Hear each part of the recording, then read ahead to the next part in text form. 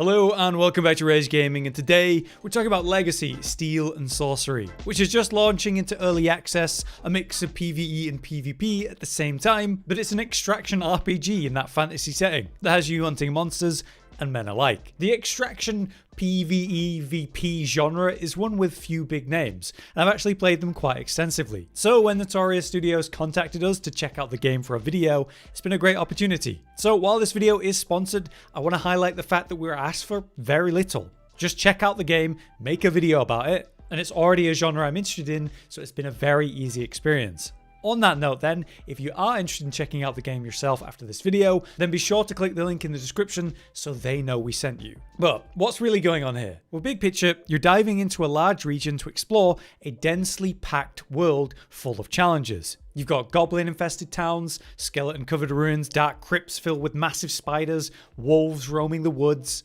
as well as some particularly big monsters. All at the same time, at complete random. There are other players exploring the map doing their own thing, and they might bump into you. So while the dungeons, caves, and other locations are full of loot, and the more dangerous the place, the better the rewards often are, it encourages people to converge at those important places on the map. And if you don't want someone to take half the loot, you could kill them and take it all. But if you die, you lose most of everything you brought in, so it's that risk versus reward. The more equipped you are, the less likely it is that things will go wrong. But the more you have to risk should you lose it all. And don't forget, it's all done on a time limit too. You spawn somewhere on this map, and you're given a set location to extract in a time limit to make it there. So what are your options, and how does it work? Well, let's start in this first early access version for classes. We're able to choose between 4 fantasy themed options. We have the big warrior with heavy weapons and slow big hits. There's the hunter for more ranged, controlled gameplay. For a more magical focus, we have priest and the holy magic of that.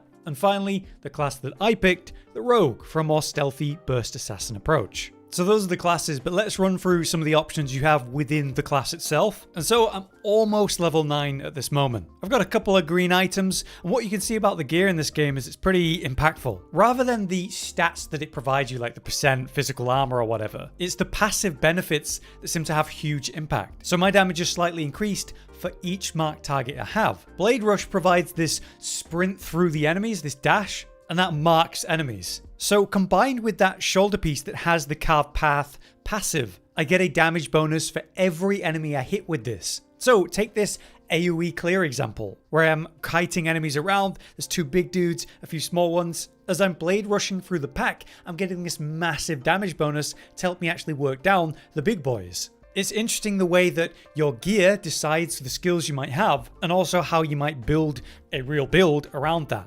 So again, in another example, I'm fighting a really strong knight dude, and every time that I'm blade rushing through him, I'm getting that shadow image for extra damage, especially helpful when we're talking about something that's blocking and it's coming from behind them while their back's exposed to it. In terms of PvP, this is really useful as a skill in general, as a gap closer, but also as I move away from this guy so he can't really retaliate, and then I come back in with a blade rush. And all of that's just because I'm using these swords. But I've got other passives on the gear. Let's talk actually about the skills and the rogue stuff specifically. So you've got 3 options. There's the claw attacks, we have the stealth options, and then we have engagement options. Basically, you start with a basic one, you hit a different level, get a new upgrade. So you can see on Effected Claw, I'll unlock this at level 15. So as soon as I unlock Grapple, this is what I've equipped. It pulls me in, dealing physical damage and generating adrenaline. I prefer this for consistency because, again, take this PvP example. This guy's running away from me, but this puts me right in the position to dash through him and root him. Because we have the trait system. These rings are basically what you unlock for each class. So you've got the starting passive that the class has. And then as you level up, you get points to spend on these passives, like searching containers quicker or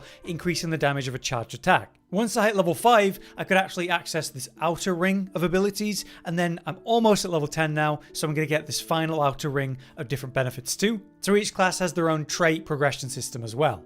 Between the different runs you're doing then, there's a couple of important options. Firstly, the progression of the quests. You have this main campaign that you're doing. You see I'm at 9 out of 14, and they're giving us a pretty hefty reward, a hero satchel, which is of course a much bigger backpack than the one we're actually using ourselves. This is the inventory space that I have, my main backpack, and then I have this tiny hidden bag. If I die, I lose everything I've currently got, from gear to items and otherwise. But in the hidden bag, you get to keep your valuables that you want to keep. So for example, if I put this minor weapon crystal here, and then I died in game, I'd at least have this guaranteeing that reward. But yeah, getting a bigger backpack from that main quest line, obviously super valuable, so I was working towards it. At different stages, it has you do different things to introduce you to the game. So for example, it wants me to craft my first health potion, but how do I do that? Well, if you go to the city tab, you've got these different merchants. To do potions, you need to come to the alchemist. He sells different potions as a basic option for gold, but you can also craft using materials instead. So for a health potion, I need simple vials, which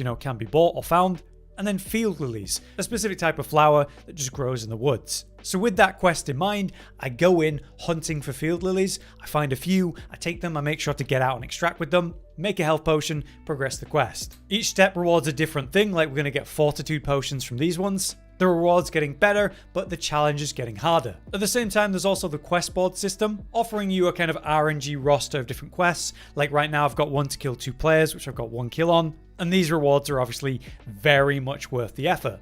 But some of the campaign quests want you to upgrade your lodge and unlock new features from that. The lodge is basically your base.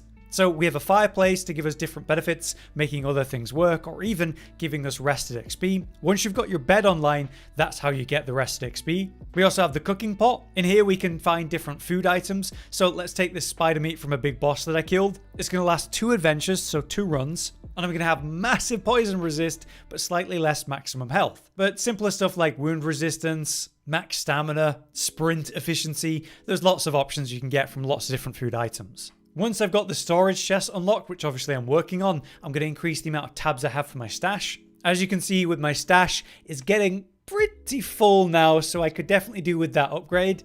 But I could also sell a bunch of this stuff and make some money. What I've got here is backup equipment. If I lose a run, lose this good gear, I at least have a good set of equipment to put on and even backup weapons ready to go. But in regards to the traders, there's a couple things to be aware of. Here you can do buying for different stuff. So alchemy, obviously potions, we could do the different crafting tied to them. But this list of options has actually grown because there's also a reputation system. As you engage with these guys more by using their different special tasks or options, like crafting with alchemists making potions, or armorer using him to upgrade my outfits. Once you hit the next level of reputation, you get the next list of options, increasing what you might be able to craft or purchase. So the alchemist makes potions, armorer makes obviously defensive options. The weaponsmith instead of armor is obviously making and upgrading weapons. The enchantress has a few things in particular. For crafting, we make rings and also the gems if you find equipment with gem slots. But you can also disenchant things. For example, things that I don't plan to use, like let's take this hunter bow that I've got no purpose in. I can get a minor weapon crystal from that and oak heartwood. So now I could go to the weaponsmith and take a weapon that I've got and I want to upgrade. I'd need minor weapon crystals and 2 of them, and I just got my second one from that. And I just got my oak heartwood. So I could upgrade these backup blades if I lose these ones. For the tailor then, it's obviously tied to that type of equipment. Leather and bandages and that stuff. We got food with the tavern. The treasure is an interesting one. He's kind of a unique merchant that uses a different currency. That currency is this, glints. So as you find treasure, you bring it back and sell it to him. There's also a nice button here where you can press sell all the current treasure I've got rather than having to go find it. With him, you can purchase mystery stuff. So I might get a random weapon out this, a random helm, but it's like the gambling system basically. You might get something really good. But if you get something you're not going to use, you can always disenchant it or whatever.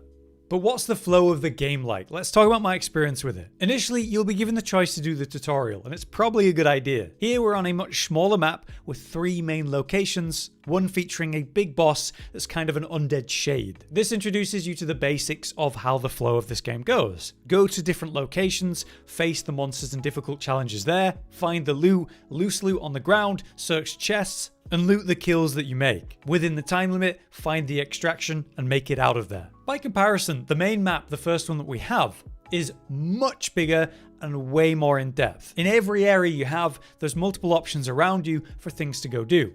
You spawn in somewhere on the map, and somewhere, usually on the other side, is going to be your extract, and a time limit at the top middle to let you know how long you've got. So crossing the map in itself is going to be a dangerous journey. The enemies you'll face, but then the potential of other players all at the same time. You have a limited amount of space to work with, whatever the size of the bag that you have, and whatever gear and equipment you've chosen to bring. In terms of the combat then, as I've shown, you get different skills. So you might have a skill that comes from the weapon you've got equipped, as well as the 3 that you've chosen. But that's around the weapon attacks too. Say these 2 swords. I've got the basic attack combo, but then there's also a charged or heavy attack. You could do a running attack, a dash attack, a jump attack. There's blocking and of course parrying when you block at the right time. All based on a stamina system, so as you sprint and attack and do stuff, you consume your stamina, so you gotta manage that. If you need to heal, you might drink a potion. If you take damage, you might also get wounded, so you'll have to bandage to recover your true full health bar. For the enemies, we've got normal weak enemies that come in bigger groups.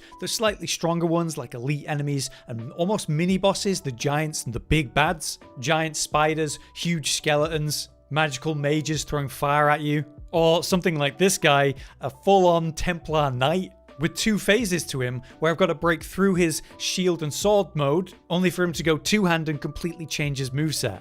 In terms of looting, you just find all kinds of loot everywhere. Loose loot on the ground that you can pick up, searchables such as boxes and crates and barrels. There's gathering in a manner of speaking with mining and chopping wood, which then we turn into other resources through crafting. But you can also find key items like copper pots or dream pillows and otherwise important things to unlock and upgrade your lodge without having to build the items and craft them yourself. So there's seriously valuable stuff to find, and then the more risky places usually have the best things. But then we've got this whole PvE VP concept. So while you've got all this AI you're going to be fighting for their loot and everything, there's going to be other players at the same time doing the same thing. Some players are going to try to clear out an area and make it to extract. Some are going to, instead of risking their time on that, go find other players, let them do the work, and then kill them. So no matter what you're doing, there's always that risk of someone coming after you, or even just bumping into someone who's also on the way to extract, and then you choose to risk it or not. The first PvP experience I had, I was just on my way to extract and I bumped into a player who I wasn't even aware of, and he killed me so quick I felt I couldn't react. The reality is I could have rolled out, dodged and parried or gone invisible, but I just didn't expect him to come at me suddenly. So yes, I died and everything in my inventory, but that special small bag, the hidden bag, that was lost. This gave me a chance to watch some of the other players and see what they were doing. Seeing quite a few people on the server doing different things at different points of gear and power. Some people cleverly fighting the mini-bosses, some people just struggling and wandering around. Later, when I was much more confident, every time I would encounter a player, I'd go for them. Because you never know what they've got, and it could all be yours in a moment. But some people who are very aware of the sound effects in the game could hear me go invisible, like this hunter who suddenly turned hearing me come at them and managed to kite away from me and slow me down. Meanwhile, this guy, a much earlier player like I was initially too, just desperately was trying to avoid the fight at all costs, so I was able to just snare him and never let him get away. Maybe if he tried to fight me from the beginning, it would have gone differently.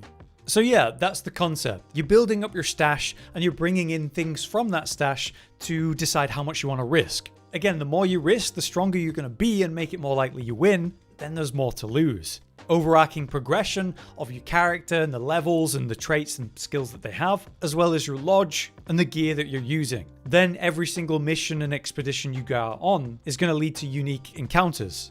But yeah, that will do for covering the main aspects and flow of the game. I found that it definitely hit the core concept of risk versus reward well, knowing that I'd lose most of what I have if I did die.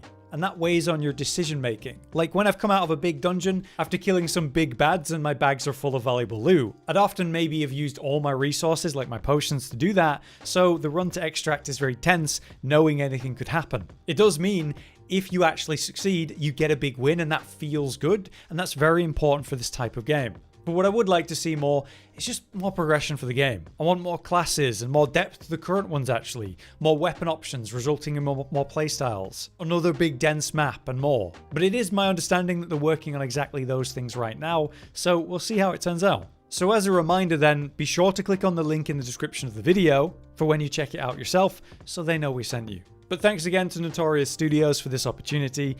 I am looking forward to seeing more updates to the game. Until next time then, I've been Hollow, you've been you. Thanks for watching.